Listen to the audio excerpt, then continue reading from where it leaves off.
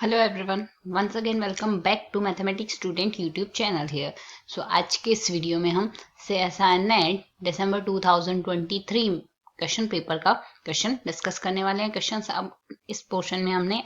यहाँ से partial differential equation और ऑर्डिनरी डिफरेंशियल इक्वेशन के पोर्शन से लिए हैं। सो वन बाय वन दोनों क्वेश्चन डिस्कस करेंगे। अगर कोई क्वेश्चन रह जाता है तो आप कॉमेंट सेक्शन में कॉमेंट कर दीजिएगा। I try to solve that question also. So यहाँ से अगर हम देखें the following partial differential equation हमें गिवन है। हमें बताना है ये इलिप्टिक होगी, पैराबोलिक होगी, हाइपरबोलिक होगी, कौन सा कंडीशन में होगी। सो अगर अब हम यहाँ से देखें, हमारे पास अगर पार्शियल डिफरेंशियल इक्वेशन गिवन है तो s² माइनस 4RT अगर हमारे पास ग्रेटर देन 0 आता है, इक्वल्स टू 0 आता है और लेस देन 0 आता है, तीनों के केस में अलग अलग कंडीशन आती है। अगर ग्रेटर देन 0 आता है तो हमारे पास जो सॉल्यूशन आएगा या फिर जो डिफरेंशियल इक्वेशन आएगी वो हाइपरबोलिक होगी। इक्वल्स टू 0 के केस में पैराबोलिक होती है और लेस देन 0 के केस में इलिप्टिक होती है। जहां से जो r है हमारे पास, यहाँ से ux का जो मल्टीपल होगा वो r होगा, uxy का जो मल्टीपल होगा वो s होगा और uyy का जो मल्टीपल होगा वो t होगा। तो अगर हम यहाँ से कंपेयर करें, r की वैल्यू हमें गिवन है x², s की वैल्यू है -2xy एंड देन t की जो वैल्यू है -3y² गिवन है। तो अगर आप यहाँ से हम देखें s² minus 4RT equals to हमारे पास क्या आएगा, 4 of x² माइनस माइनस यहाँ से हो जाएगा प्लस 4 × 3 12 x²y²। तो आप अगर इसे आगे भी सॉल्व करते हैं तो ये आएगा 16 x²y²। ये वैल्यू हमारे पास ग्रेटर देन 0 ही है for all condition of xy other than 0। ये वैल्यू हमेशा हमारे पास फॉर ऑल xy जो 0 के इक्वल नहीं है उनके लिए ग्रेटर देन 0 आएगी। तो हमारे पास अगर ग्रेटर देन 0 आती है उसके केस में हाइपरबोलिक होगा। तो अगर ये हाइपरबोलिक होगा तो कौन सा ऑप्शन करेक्ट हो जाएगा, hyperbolic in the region whenever xy does not equals to 0। Third option हमारा यहाँ पे करेक्ट आंसर होगा। Now come to the next question. So next question अगर देखें, next question ordinary differential equation का है। क्वेश्चन कहता है consider the initial value problem है x² y minus of 2x² y dash plus 4x minus 2 into Y equals to 0, y at 0 equals to 0। y को हम phi of x के रूप में लिख रहे हैं, satisfying phi of 1 equals to 1, which of the following statement are true. हमें बताना है कौन सा ऑप्शन ट्रू होगा। अब यहाँ से इस क्वेश्चन को करने का एक प्रॉपर मेथड भी आप उससे जाना चाहो तो आपकी पर्सनल चॉइस होगी, बट अगर हम यहाँ से डायरेक्ट रिजल्ट के मतलब काउंटर एग्जाम्पल से इस क्वेश्चन को करना चाहें तो ऐसे क्वेश्चन में हमारी फर्स्ट प्रेफरेंस, ऐसे मैंने क्वेश्चन पहले भी बता रखे हैं, प्रीवियस ईयर क्वेश्चन से ही रिपीटेड क्वेश्चन है ये। तो इसमें अगर y ऑफ x हमारे पास कुछ काउंटर एग्जांपल लेने पर अगर सॉल्यूशन मैच होता है तो क्या दिक्कत है। ऐसा सॉल्यूशन जो इस इक्वेशन को सेटिस्फाई करता है, डिफरेंशियल इक्वेशन को, वो हमारे पास यहाँ से इसका सॉल्यूशन होगा। तो अगर y of x equals to हम x² लेते हैं, आप x लेके ट्राई कर सकते हैं, बट x लेने से यहाँ से इक्वेशन सेटिस्फाई नहीं हो रही है। तो हम y of x equals to x² इसमें पुट करेंगे। तो y डैश इक्वल्स टू क्या आ जाएगा, डिफरेंशिएशन आएगा 2x और y डबल डैश आएगा हमारे पास यहाँ से 2। अब हम वैल्यू सब्सटीट्यूट करेंगे तो डिफरेंशियल इक्वेशन क्या कहती है, x² multiple with y double dash जो कि 2 है, minus 2x² into Y dash which is equal to 2x plus 4x minus 2 into Y है x²। सिंप्लीफाई करते हैं, 2x² आएगा माइनस ऑफ 4x³ आएगा प्लस ऑफ 4x³ आएगा माइनस ऑफ 2x² आएगा। ये वैल्यू इससे कैंसिल आउट हो गई एंड देन ये वैल्यू इससे कैंसिल आउट हो गई, इक्वल्स टू 0 आ गया। LHS लेके चले थे, RHS आ गया, इक्वेशन सेटिस्फाई हो रही है। इंप्लाइज यहाँ से y of x equals to x² इसका एक सॉल्यूशन होगा। साथ ही बाउंड्री कंडीशन जो कहती है y एट 0 इक्वल्स टू 0 को भी सेटिस्फाई कर रहा है। तो यहाँ से फाई ऑफ x हमारे पास क्या आ जाएगा, फाई ऑफ x आ गया हमारे पास, यहाँ से x² वैल्यू हमारे पास इसमें मिल गई है। तो अब अगर ऑप्शंस देखें, फाई ऑफ 4 इक्वल्स टू क्या आएगा, 4 का स्क्वायर 16, ऑप्शन सेटिस्फाई हो रहा है, फर्स्ट ऑप्शन करेक्ट हो गया। फाई ऑफ 2 इक्वल्स टू हमारे पास यहाँ से क्या आएगा, अगर फाई ऑफ 2 हम फाइंड आउट करते हैं वैल्यू आएगी 4, सेकंड ऑप्शन डिस्कार्ड हो गया। Phi of 5 equals to 25, question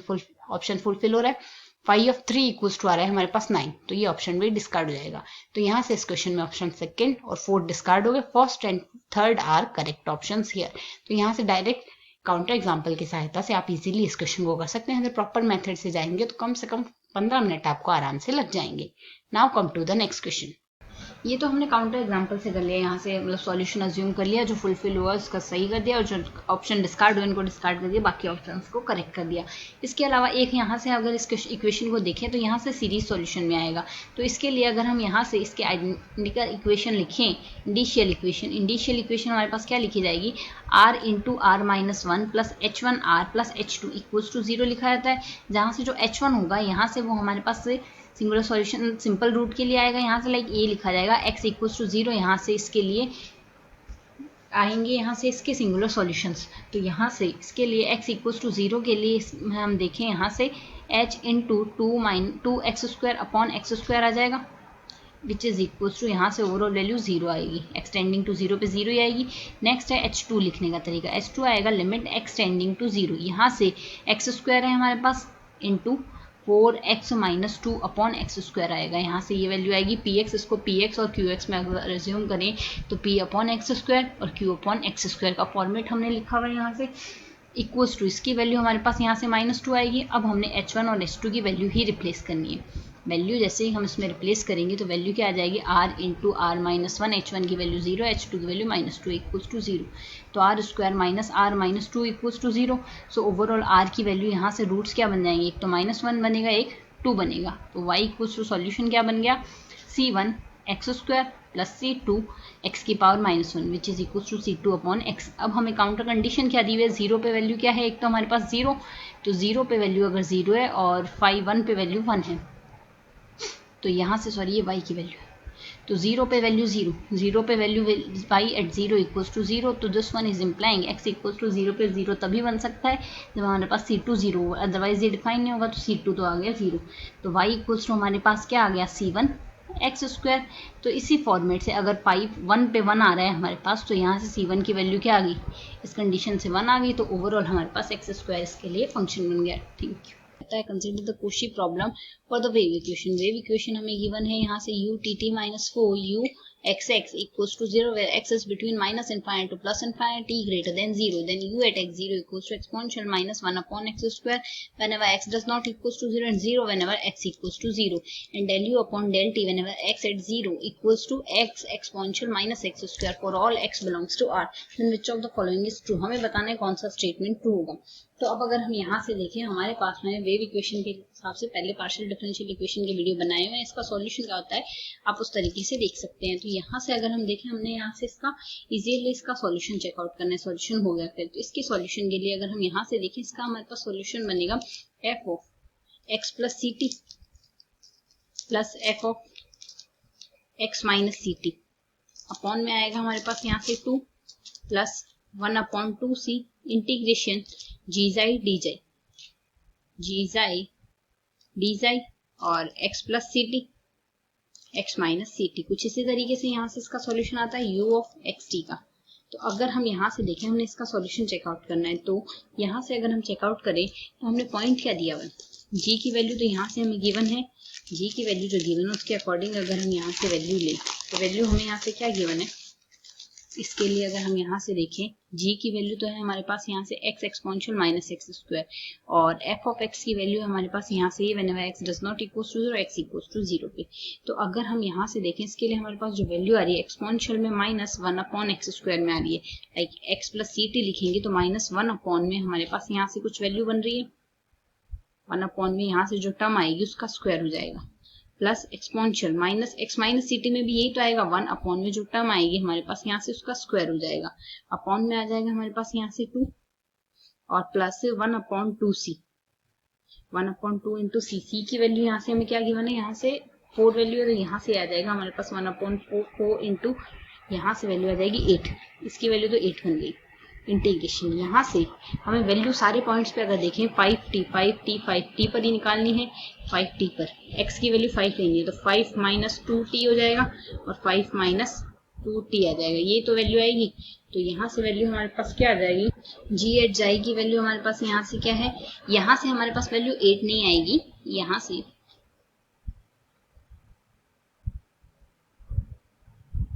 c की वैल्यू हमारे पास क्या है, c की वैल्यू यहाँ से हमारे पास c² होगा, तो c² की वैल्यू हमारे पास 4 है, तो c की वैल्यू क्या आ जाएगी इस क्वेश्चन के लिए आ गई 2 हमारे पास वैल्यू, तो 1 अपॉन 2 से यानी 1 अपॉन 4 इंटीग्रेशन हमें 5t पर ही वैल्यू दी है, तो x की वैल्यू 5 आ गई, c की वैल्यू हमारे पास यहाँ से 2 है, तो minus of 2t, 5 plus 2t, जी की वैल्यू क्या है एक्सपोनेंशियल, या फिर g ऑफ x में अगर लिखे तो एक्सपोनेंशियल माइनस 1 अपॉन x, जी की वैल्यू सॉरी ये नहीं है, जी की वैल्यू हमारे पास यहाँ से ये है x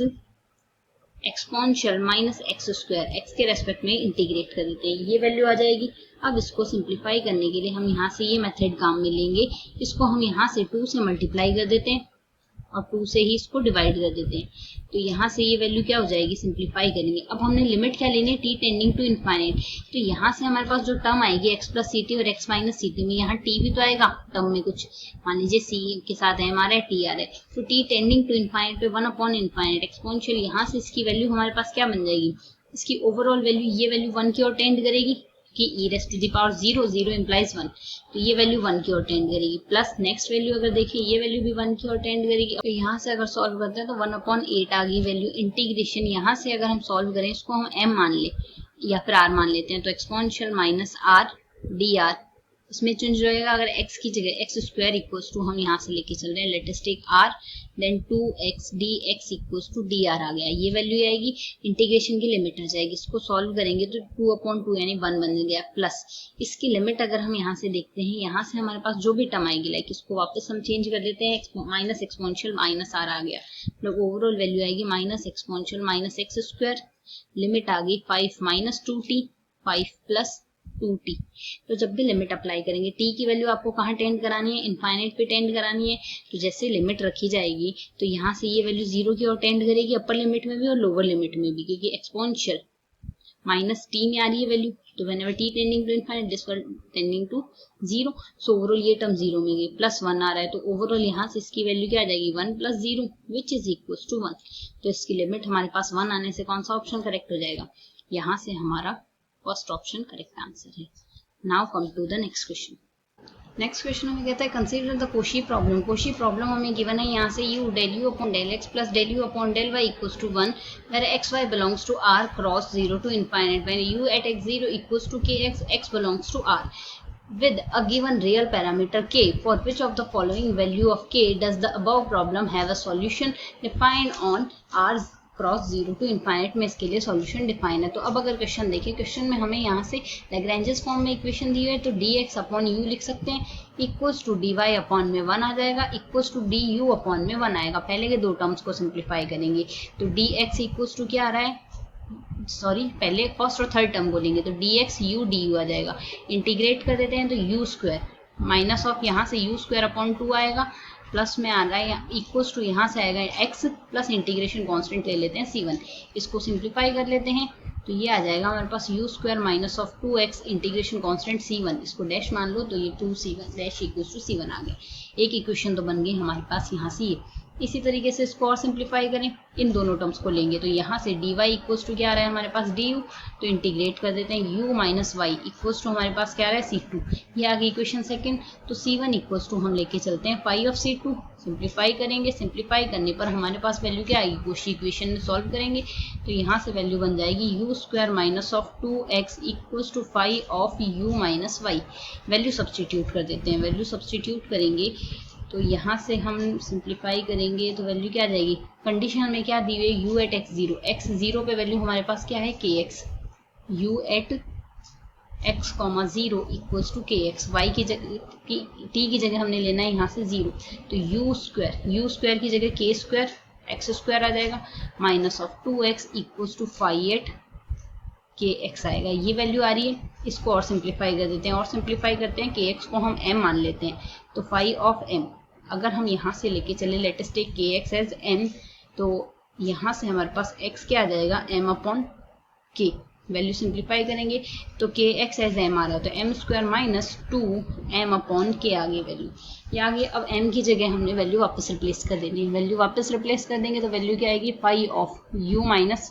y equals to u minus Y का होल स्क्वायर आएगा माइनस ऑफ 2 अपॉन के u माइनस वाई आ जाएगा। इसको सिंप्लीफाई करते हैं, सिंप्लीफाई करेंगे वैल्यू सब्सटीट्यूट कर देंगे यहाँ से इस इक्वेशन थर्ड में, इक्वेशन में वैल्यू रखेंगे तो u square minus of 2x equals to u minus Y का whole square minus of 2 upon के u माइनस वाई आएगा। अब यहाँ से इसको और सिंप्लीफाई करते हैं, और सिंप्लीफाई करेंगे तो यहाँ से ये दोनों साइड एक्सपेंड कर देते हैं, तो यू स्क्वायर से यू स्क्वायर कैंसिल आउट हो जाएगा, माइनस ऑफ 2x। इसकी सिंप्लीफाई करेंगे तो ये क्या बनेगा, Y square minus of 2u minus of 2k u और plus of 2y upon k। ये वैल्यू आ गई है हमारे पास यहाँ से। तो इसको अगर हम सिंप्लीफाई करते हैं तो यहाँ से हम 2u फिर से कॉमन लेंगे, 2u अगर इन दोनों टर्म में से हम यहाँ पर कॉमन ले लेते हैं तो LHS में और ले जाएंगे, यहाँ से क्या बचेगा y प्लस 1 अपॉन k, तो रिमेनिंग टर्म है। यहाँ से हमारे पास इसको RHS में ले आते हैं, 2x plus Y square plus 2y upon k, ये वैल्यू बचेगी हमारे पास। इसको अगर हम सॉल्व कर ले तो u इक्वल्स टू क्या आएगा, 2x plus Y square plus 2y upon k, upon में आएगा ये क्रॉस मल्टीप्लाई हो गया, y प्लस 1 अपॉन k, और 2 और था तो 2 को यहाँ से साथ में मल्टीप्लाई कर दिया, ये वैल्यू आ गई। अब हमें कंडीशन क्या क्या गिवन है, कंडीशन देखते हैं। कंडीशन एक तो हमें कहते हैं यहाँ से इस रीजन में तो हमें सॉल्यूशन ढूंढना है, k की अलग अलग कंडीशंस दी हुई है। तो अब अगर हम यहाँ से k इक्वल्स टू 1 लिख के देखते हैं, पहले k इक्वल्स टू 1 लेंगे, r क्रॉस 0 टू इनफाइनाइट में तो सॉल्यूशन होना चाहिए। हमें यहाँ से कौन से रीजन में सॉल्यूशन के लिए कहा हुआ है, 0 टू इनफाइनाइट में। तो अगर हम पहला कंडीशन लेके चलते हैं k equals to 1, k equals to अगर 1 होगा तो y प्लस 1 आएगा यहाँ से। अब y प्लस 1 तो हमारे पास 0 है नहीं, क्योंकि हमारे पास अगर y की वैल्यू -1 आता है तभी 0 होती है, तो -1 हमारे पास 0 टू इनफाइनाइट रीजन में तो है नहीं, तो इसमें सॉल्यूशन एग्जिस्ट करता है। एक कंडीशन है k इक्वल्स टू 4 की, तो y plus 1 upon 4, y plus 1 upon 4 अगर हम 0 मान के चलते हैं तो किस पॉइंट पे होगा, -1 अपॉन 4 पे, और -1 अपॉन 4 हमारे पास 0 टू इनफाइनाइट में आएगा नहीं, तो ये भी हमारे पास 0 नहीं होगा, तो ये भी इसका सॉल्यूशन हो सकता है। नेक्स्ट है हमारे पास k इक्वल्स टू 1 है -2, अगर -2 लेते हैं तो y माइनस हाफ आएगा, y माइनस हाफ अगर हम 0 मानेंगे तो वैल्यू आएगी हाफ, हाफ तो हमारे पास यहाँ से इस रीजन में लाई करता है, तो इस रीजन में अगर लाई करता है तो इस पे तो हमारा सॉल्यूशन एग्जिस्ट नहीं करता, क्योंकि इस पे डिनोमिनेटर 0 आएगा और इनफाइनाइट होने से सॉल्यूशन एग्जिस्ट नहीं करेगा। और अगर k इक्वल्स टू 0 लेते हैं तो k इक्वल्स टू 0 के लिए यहाँ से हमने इसका न्यूमरेटर को सॉल्व करना होगा। k इक्वल्स टू अगर हम 0 ले लेते हैं तो उसको सॉल्व भी कर लेंगे, सॉल्व करेंगे तो वैल्यू ओवरऑल क्या बनेगी हमारे पास, यहाँ से इसके लिए बनेगी 2k x plus Y square k plus 2y, upon में आएगा यहाँ से 2